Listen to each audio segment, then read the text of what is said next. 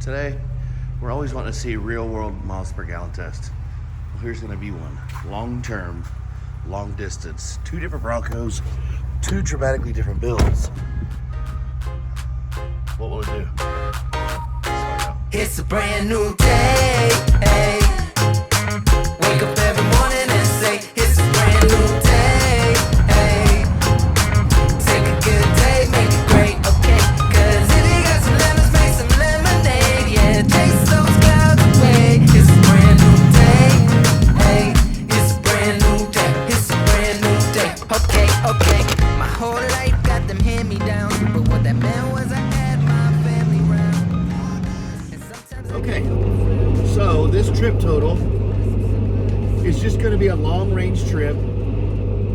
I'm completely unloaded, and I told you the specs of the Bronco earlier. If you have any more questions, I can tell you more about it. If you haven't, look at the channel, you'll know more about it. But this is going to be a long range test.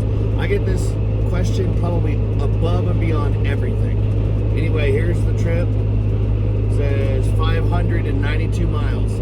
That's what this trip is going to entail. So what we're going to do is this is purely just for understanding of long range mileage on the highway on a Bronco like this. Remember, it's a 2.7, it's a 10-speed auto, and if you're curious what these things do long range on trips, now I'm pretty much unloaded, but that's, I hate to say it, but 90% of most off-road rig owners, because we use them as dailies. So what would it do on the highway? What would it do long range? And would it be good enough for long-range travel outside of overlanding, outside of rock crawling and off-roading? I don't know, so let's find out. So, yes, it's a little loud in here, and I'm sorry for that. Remember, it's a Bronco soft top. But anyway, I am using GPS to associate my speed and the Bronco speed to ensure accuracy. I've got it set at 80 miles an hour, and what we'll do is we'll do the same thing. We will try to average the same highway speeds in both Broncos. Now this is what we would call built overlanding rig. The other rig will be a completely bone stock rig. Bone stock rims, tires, interior, no winch, all that stuff. And we'll just see what the difference is. I'll tell you what that Bronco is shortly. But we've always wanted to know what's the difference between Broncos, what's the difference between platforms, and this will give us a better understanding of how much different they are.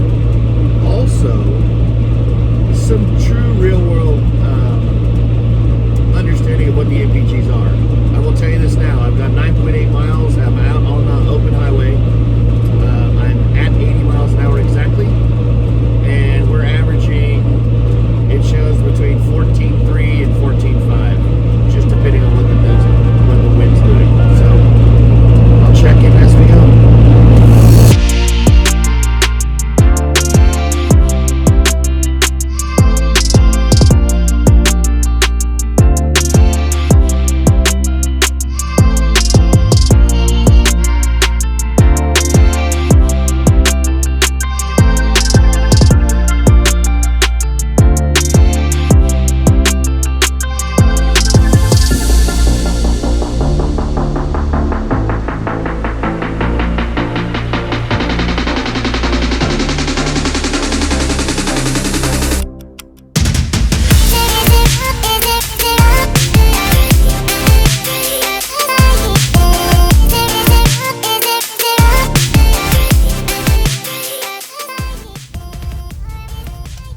First guest up.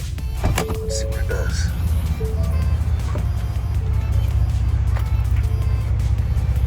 All right, just stop pumping. You see what it says.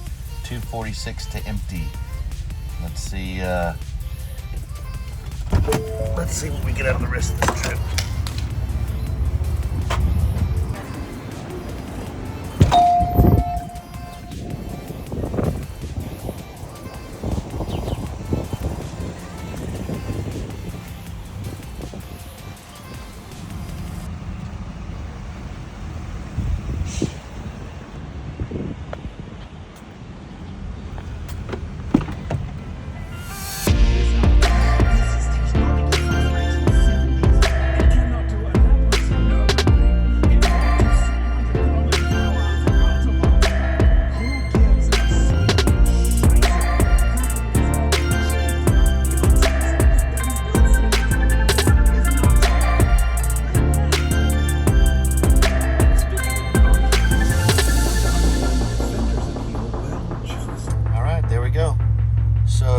290 miles, 12.8 miles per gallon.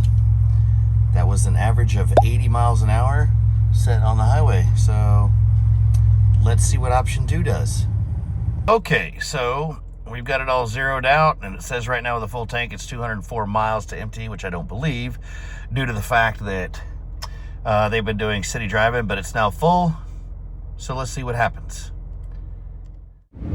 So I wanted to jump back in here real quick now that we're on the road and kind of just go over what we did with the first trip. Now the first trip was in the morning, and the fuel mileage started out, you know, really good, and then as it heated up, it kind of changed and got lower, and then we started dealing with, you know, daytime winds and stuff. Anyway, we started like 14.4, and then we simply, quickly ran into, the 13s, and then it just kind of changed throughout the day, and then you saw what we finished with. So I'm curious what this does. The same trip, now we're doing in reverse.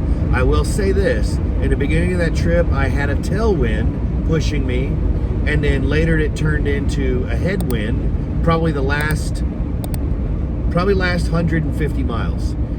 This trip, going in reverse, the same exact route, now I have a tailwind again, and so we'll see how it changes. But either way, this is just a real world test. Completely stock vehicle with 37s on bead locks. Now, and then a built vehicle, which was the first run, and it was a built Bronco 2.7 automatic, 37-inch tires, bead locks, and winch and lights and all kinds of things. Now those will attribute a little bit, but not that much. So I'm just curious, because this will give you now an understanding of what a stock configuration rig does versus a built rig. So let's cruise on. We have another 586 miles to go. So here we go. All right, first fill up on the way back. Let's see what it does. All right, fill up number 1. Now this one has been a little bit more challenging. The wind right now, heading back west, is probably gusting 25 to 35, and sometimes faster compared to what the Weather Channel's saying. So it's been a little tough. But hopefully as it gets darker, that'll go away. We'll see.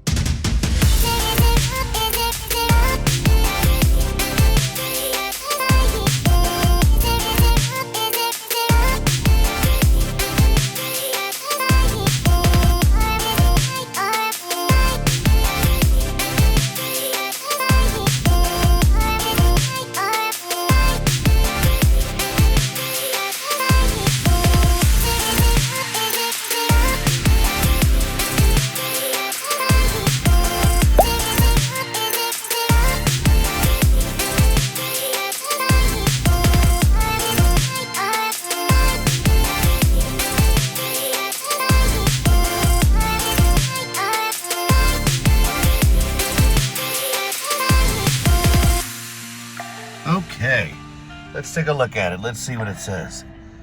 Look at what we got there. So it shows an average of 13.5 for 591 miles. So let's go break that down.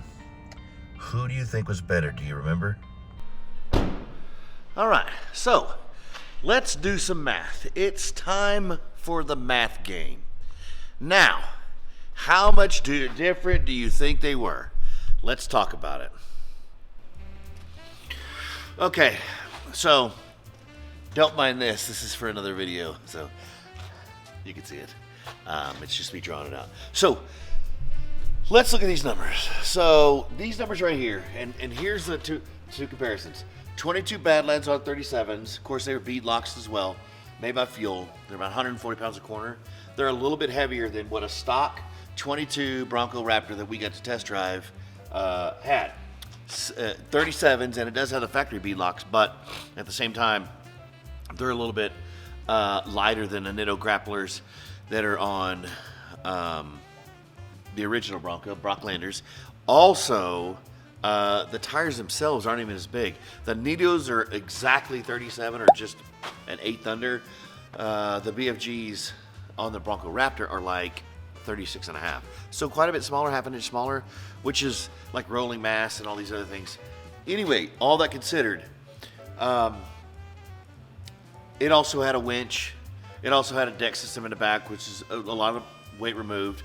But then it had all kinds of accessories built into it. 400 amp hours of lithium batteries, a 2,000 watt Renogy DC to DC inverter and charger, a solar charger. It had a diesel heater. It had an extra tank of fuel for the diesel. So if you take all that, take the Raptor, you kind of don't really have apples to apples, but it's a good comparison because if you think about it, that's a lot of weight added, but there was never any kind of drive chain compensation for the 37s and stuff on the 22 Badlands, nor was there any kind of gear change on that.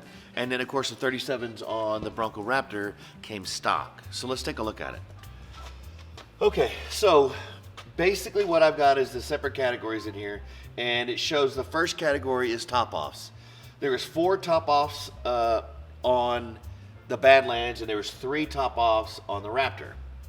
Now, on the Badlands, one of those has to do with the fact that there were times that it says now, you see a 12.8.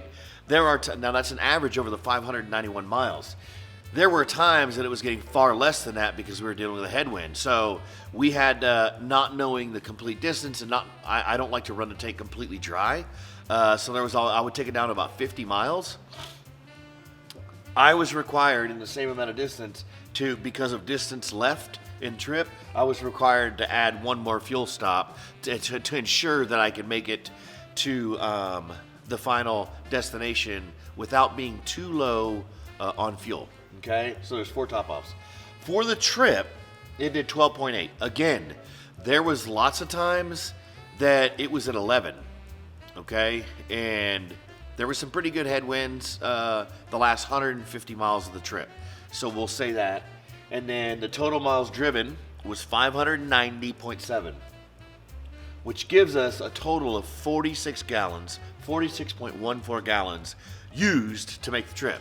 Now that's considered just the gallons themselves. Obviously, if we took the tank from completely full to completely empty, completely full to completely empty, obviously there's 4 top-offs, and that would change because obviously we're completely running it empty then filling up again. We weren't doing this. This is real life. And I told you, this was about real life. This was not about hyperbiling or how much can I get out of it or anything. They both got set on 80. Both were GPS checked at 80. So they both have adaptive cruise control. So they would slow down and speed up in the same mannerism. So that being said, right here, if you were to go from full to completely empty and then fill it back up, it says that the trip of 590 miles would have taken 2.21 tanks of fuel. So a little bit over 2 full tanks of fuel. Okay, now you come over here. It says that during the drive, the Raptor was 3 top-offs and it was 13.5 miles to the gallon, and total trip miles was 591. Now let's talk about this 1350. So the funny thing about it is that 13.5, it was actually better a lot of the times. And I would say considerably better. 15, 15.5, 14, 14.5, 14.7. There was a considerable amount of time. The problem with it is, when you watch the video, you saw that I was dealing with some pretty massive winds about halfway through the trip. So it was about an 8.5 hour trip one way. And so at about the 4 hour mark on the way back, I started dealing with high winds. And the reason why is because I was coming in a storm front. Then I hit a storm front, and I was in a storm front for probably better parts of an hour and a half. So for close to 5 hours of that 8 hours, I was in dramatic weather situations and adverse conditions. So obviously that's going to dramatically reduce its ability to cut through the wind when Broncos are not the most aerodynamic thing. But at the same time, again, when I started the trip and there was 0 wind, okay, at 80 on the highway, allowing the adaptive cruise control to do all it does, because again, that makes the variables roughly the same. Let it slow down when it wants to, speed up when it wants to, change lanes, slow down, speed up, all those things. There was times that I was like 16.5. So, and that's the beginning part of the trip. The first, probably 3 hours of the trip, I was, in the 16.5s. It dramatically started dropping once I got about halfway, and we had the severe wind in the face. And then again, and wind strong enough that you were comfortable holding one hand on the base of the steering wheel, kind of wrapped in this, and then the other one kind of resting on it. It was that strong that it would make you, shuck and jive that hard, going out towards the median and stuff. So, then after that, huge storm. That storm was unrelenting, and I don't tend to worry about rain travel because I travel in Dallas and Waco and all those areas all the time, and it's always raining real heavy, always raining real hard. And I stick to my speeds, I stick to the 80 and have the wipers on high. This is not that situation. I was having to slow down quite a bit. Nevertheless, its best, it came out at 13.5.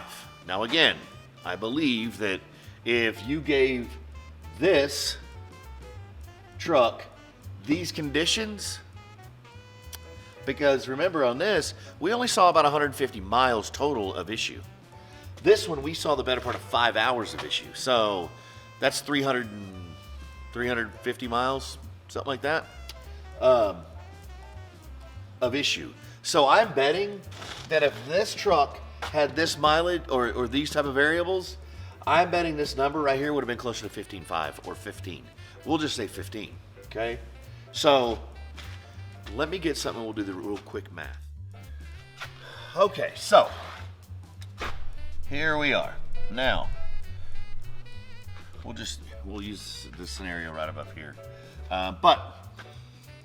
So again, if this thing averaged 12.8 after only having about 150 miles of issue, and this, at best, for a short period of time, the most consistent time is in a 150 mile period, what I got was 14.6. So you take this and you go this way and you go 14.6, and so we're equating this number is the best number it got out of the best 150 mile area that it didn't change. It like literally hung at 14.6. So if you do that and you do something like this, let's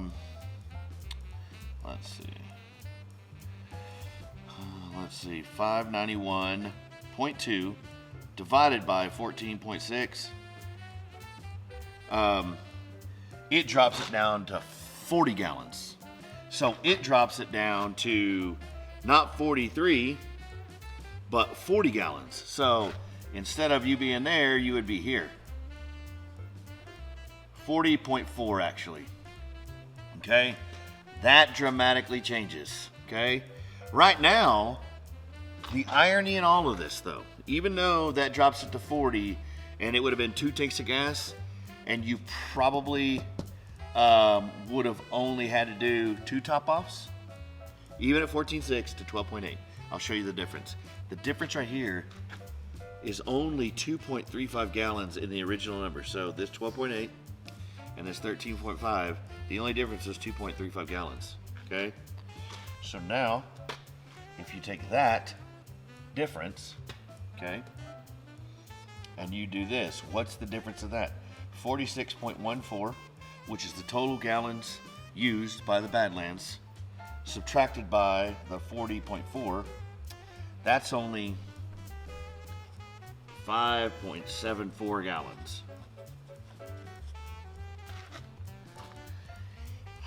I don't know about you guys, but now that I can see the math, does that seem like much of a difference? So 5.74 gallons. So not even 6 full gallons of difference between 12.8 and 14.6.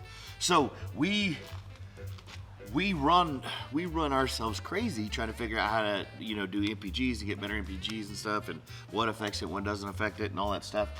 Well, you can see right here. Yes, they are different builds, but they're very similar platforms. We did a very similar variable test with both platforms.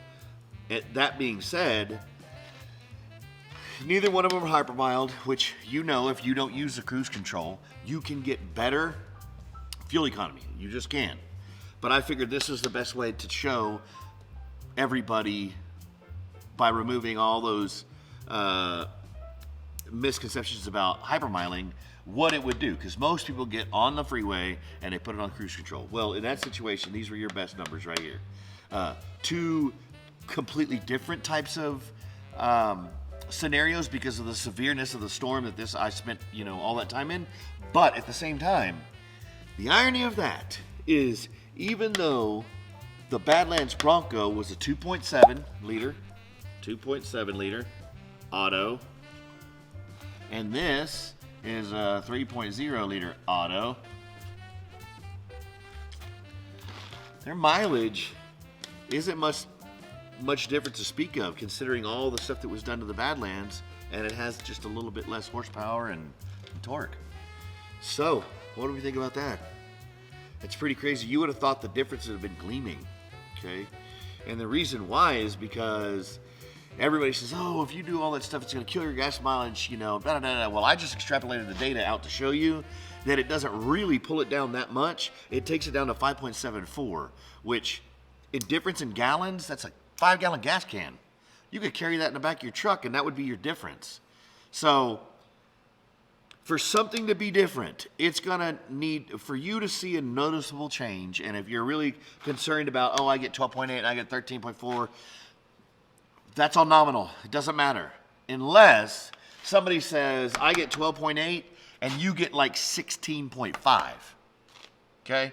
If you get 16.5 or 15 over 12.8, now you're talking about a significant difference. Okay? And just for bleeps and giggles, let's do the math. So let's divide this 591.2 divided by the 15 it was getting. So that's 39 gallons. So if this achieved its 15 like they claim as a combined at 15, it would have done this trip on 2 tanks of gas. So 2 tanks, 2.21 tanks. Is it still that much different? Nope. So what I would say is in those type of driving situations, cost of ownership for this guy right here would be a little bit higher in relation to fuel, because you're topping off a little more often because you think, hey, I don't want to get past a quarter because that's really bad. That's where all the water sits in your gas tank, and you start pulling the water up into your motor and you have problems. But anyway, everybody does that. Everybody gets down to about a quarter of a tank and then they fill back up. The difference is you go a little bit different, and roughly what I saw the difference was like 60-something miles. 60 miles is the difference. 60 miles. So that's 60 miles is, this would be empty, and you would have about 60.6 miles left on the Raptor to get gas. So my conclusion is that, to be quite honest, there's not much difference between 15 miles per gallon and 12.8 miles per gallon. Not much. Really not. So, that being said, I was just curious. I'd never seen a real, true test as far as like motor size and build size, in a real world long range test. Everybody goes and does 20 miles. 50 miles. That's not even, why even do it? Why release that video? This was 590 miles of completely variable terrain, completely variable in weather situations, completely varying temperature situations from 5 in the morning till midnight at night. So all through the day, rising and lowering of temperatures, different areas. So this is a real world test. This gave us the real good idea that, you know what? So it's 60 miles difference. So if you claim, I get 15 miles to the gallon and this guy gets, 12.8, in most situations, this guy's going to get probably closer to 13, and his 15 is going to be perfect. So a 13 and a 15, there's still not much difference. That needle is moving like this. So you're talking, so you get 60 more miles to the tank of gas than I do? So what? So anyway, I hope you liked the video. I hope you kind of learned something. I definitely learned a lot. I was expecting, because this thing said it was doing, 14.6, for a long period of time, and it finally set out 13.5, and this showed 12.8. I was thinking, oh my gosh, there's gonna be 150 miles of range difference. There's really not. What we've concluded is that the 20.8 gallon tank in the Bronco and all platforms is insufficient. That's your problem. Your problem isn't the miles per gallon. It's the fact that it's got a 20 gallon tank. That's terrible. Or this might be. I mean, that's just really pathetic.